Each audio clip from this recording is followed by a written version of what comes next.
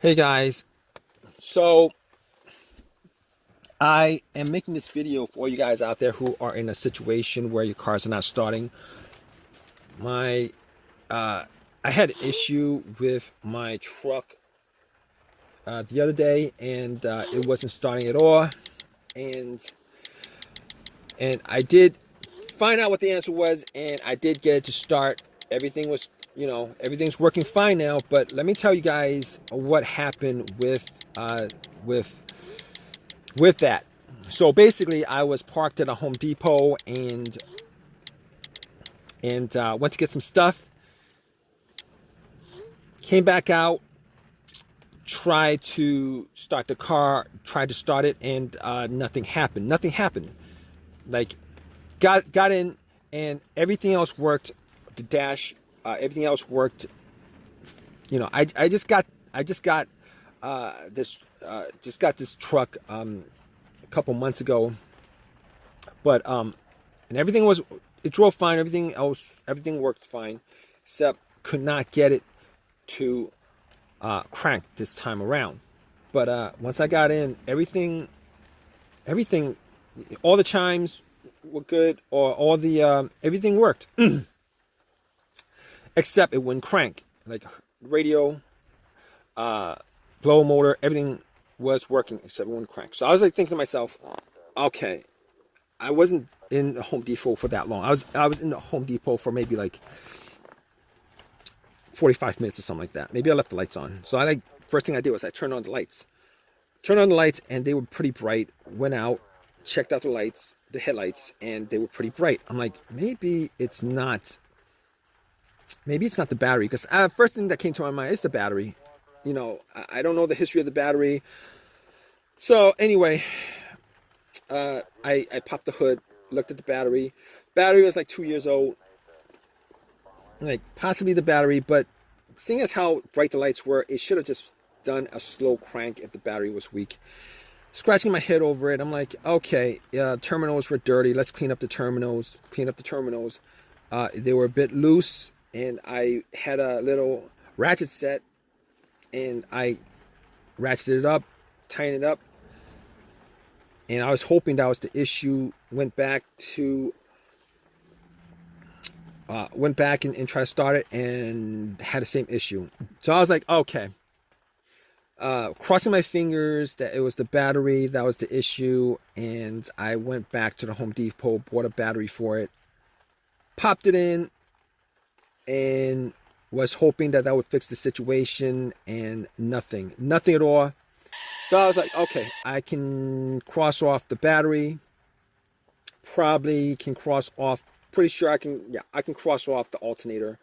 Battery, not the alternator, because if it was the alternator, definitely I would have been able to, the car would have turned on. The truck would have turned on. I would have been able to get like at least 20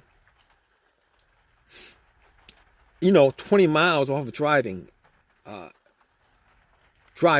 just off the battery alone, without the alternator charging it.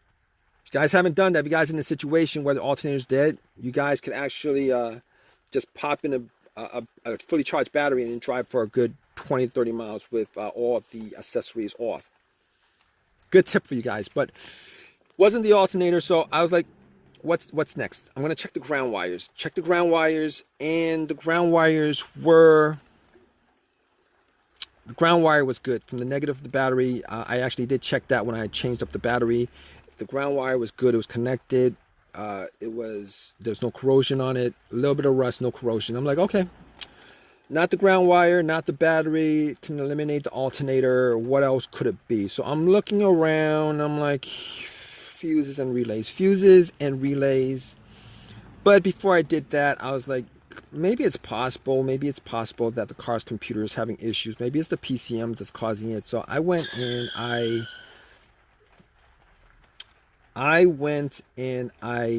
got I had an OBD2 that I used when I bought the car that I got from Walmart for $19. And basically what I did was I know that the OBD2 is not going to pick up a no start issue for the most part. It's, especially a $19 OBD2. But I plugged it in just to make sure that the battery's connected to the car. And guess what? The computer was connected to the car. And guess what? The computer was connected to the car. It did a readout. There was no codes. Nothing that would cause the situation that it could pick up. That it could pick up. Everything was good. Okay, so I can rule out the car's computer not connecting to the car. Fine, can rule that out. And at that point I was thinking, okay, I got a couple of easy fixes left with this. A couple easy fixes I have left with this. One of those easy fixes would be a fuse or relay. And I was crossing my fingers that it may be a relay. But thinking about it, I thought about it. I was like, okay, every time I try to start, and I did try to start at least 20 times, it would make a click. And it would keep on making like one click on each try. And one click on each try, pretty sure that that's coming from the relay. All right, because if I had heard no click at all, I would know that maybe the relay was having issues, because the relay, that click is just a relay initiating from the battery to the battery initiating contact to the starter, battery to relay to starter. Anyway, at that point I was able to rule out the relay. Thinking more about it, I was like, maybe it's one of the fuses. Maybe it's the fuse to the starter. And I was thinking all these situations that I had previously, and before I got this truck, I actually did have an Acura. And one of those situations that occurred when I had that Acura was a no start, no crank situation. And it was no crank, no start situation in with that car, because I had no power to the car, and figured out that it was the main fuse that was blown. Pretty much connected two screwdrivers, two metal ends of the screwdrivers to where the fuse terminals were, and the car powered on and started up. Unfortunately, it was not an easy fix for this, because I was getting power. I was getting power for everything except it won't crank. The engine won't crank. So I was like, okay, let's cross that off the list. The other fuse issue that I had was with I believe it was either the fuse to the car's PCM or fuse to the fuel pump. It would crank, but it would not turn over. Everything else worked. It would crank, but would not turn over. And changed that up, and I believe it was the fuel pump fuse. Changed the fuse. It started right up, which unfortunately is not the situation in this case, because this is a no crank, no start issue. It will not crank at all. So at that point, I pretty much crossed off pretty much everything that could possibly be the issue except for the starter. Now, here's this issue. Here's my problem with this issue, particularly with the starter. Now, well, not exactly a problem, but the guy who sold me the car told me that the starter was changed up, like, a year and a half ago.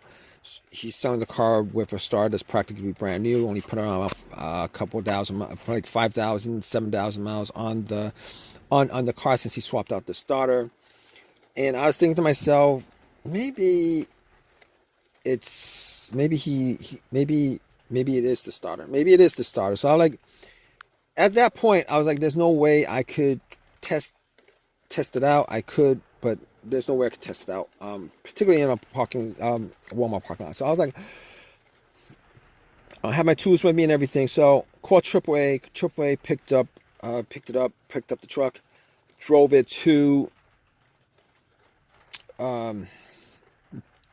it home, and then I doubled up on all the things that I mentioned in this video: the fuses, the relays, the grounds, the battery. Double checked, charged up the battery 200%. Everything was checked out. I did a bump test on the on the relay sockets with a pin. The starter did not start up. I was like, okay, pretty sure it's a starter. And at that point, I was like, at least 99% sure it's a starter. Took everything, went to the starter, took a cable from the positive line, hooked it directly to the terminal on the solenoid, did not bump at all. I knew about close to 100% that it was a starter. Took the starter off, went to AutoZone, had them do a test on it, and the starter was the problem. Anyway, at that point, I was like, okay, let's got a rebuilt one for about 150 after the core was given to them, 150, 160, whatever it was.